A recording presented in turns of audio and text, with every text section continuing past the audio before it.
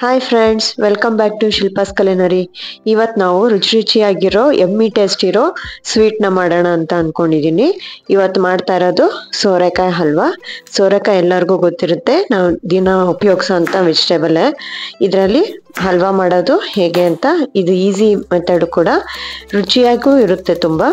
ಹೇಗೆ ಅಂತ ತಿಳ್ಕೊಳ್ಳೋಣ. ಫಸ್ಟ್ ನಾನು ಒಂದು ಸೋರೆಕಾಯಿನ ತಗೊಂಡು ತೊಳ್ಕೊಂಡು ಹಿಂದೆ ಮತ್ತು ಮುಂದ್ಗಡೆ ಎರಡುಗಡೆನೂ ಕಟ್ ಮಾಡಿ ಅದ್ರದ್ದು ಹಾಲು ಏನಿರುತ್ತಲ್ಲ ಅದನ್ನು ತೆಗೆದು ಫಸ್ಟು ಸಿಪ್ಪೆಯನ್ನು ಬಿಡಿಸ್ಕೋಬೇಕು.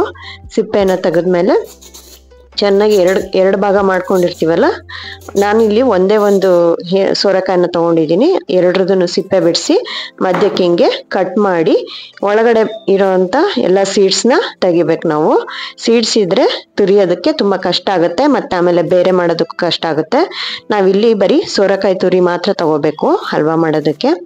ಎಳೆದು ತೊಗೊಂಡ್ರೆ ಚೆನ್ನಾಗಿರುತ್ತೆ. ಈಗ ನಾವು ಸೋರೆಕಾಯಿನ ತುರ್ಕೋಬೇಕು.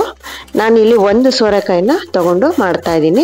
ಇದು ತುರಿದು ಅದನ್ನೆಲ್ಲ ಚೆನ್ನಾಗಿ ಫ್ರೈ ಮಾಡಿದಾಗ ಕ್ವಾಂಟಿಟಿ ಕಡಿಮೆ ಆಗುತ್ತೆ. ನೀವು ನಿಮ್ಮ ಫ್ಯಾಮಿಲಿಗೆ ಎಷ್ಟು ಬೇಕಾಗುತ್ತೋ ಅಷ್ಟನ್ನು ತಗೊಂಡು ಮಾಡ್ಕೋಬೋದು. ಈಗ ನಾನು ಒಂದು ಸೋರೆಕಾಯಿ ತೊಗೊಂಡಿರೋದು ಒಂದು ಬೌಲಷ್ಟು ಹಲ್ವಾ ಆಗುತ್ತೆ. ಈಗ ಸೋರೆಕಾಯಿನ ಚೆನ್ನಾಗಿ ದಪ್ಪ ತುರಿಲೇ ತುರ್ಕೋಬೇಕು. ತುರ್ಕೊಂಡಾದ್ಮೇಲೆ ಅದನ್ನೆಲ್ಲ ಒಂದು ಕಡೆ ಇಟ್ಕೊಂಡು ಒಂದು ಬಟ್ಟೆ ತಗೊಂಡು ಒಂದು ಪಾತ್ರೆಯಲ್ಲಿ ಈ ಸೋಸೋ ಬಟ್ಟೆ ಇರುತ್ತಲ್ಲ, ಆ ಸೋಸೋ ಬಟ್ಟೆಯಲ್ಲಿ ಈ ಸೋರೆಕಾಯಿನ ಹಾಕ್ಕೊಂಡು ಅಷ್ಟನ್ನು ನೀರನ್ನು ತಕ್ಕೋಬೇಕು. ನಾವು ನೀರನ್ನು ಪೂರ್ತಿಯಾಗಿ ಸೋಸ್ಕೋಬೇಕು.